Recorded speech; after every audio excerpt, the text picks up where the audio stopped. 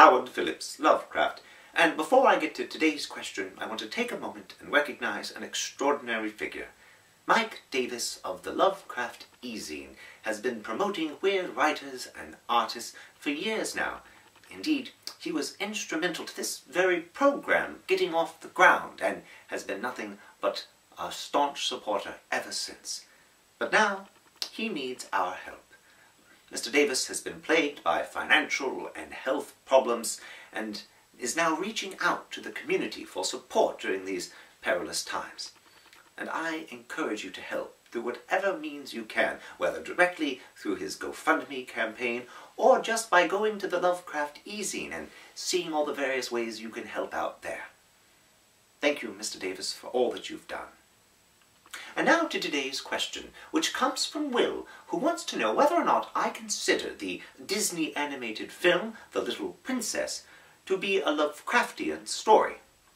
Now, my first impulse was to quickly dismiss this question as some attempt at japery at the expense of me looking at tentacles and sunken cities, but then I realized that perhaps there was something there. Because you see, while I would more quickly think the Scandinavian story of bleak depression would be more apt, the Disney film is far darker than you might realize. Take our central protagonist, who is really a scientist and an antiquarian in her own right, obsessed with humanity the same way a demonologist or some extraterrestrial scientist might be obsessed with creatures outside the mortal ken. See how she collects their things, grasping them, hoarding them.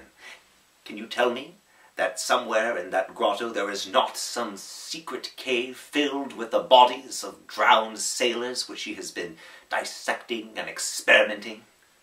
What's a thyroid? And how does it, what's the word, regulate hormone levels?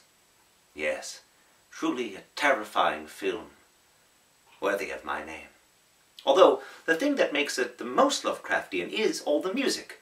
You might not realize it, but I meant for most of my stories to be set to music, and I always saw them as the beginnings of musicals. Oh well, perhaps one day. As always, I'm Howard Phillips Lovecraft. Thank you.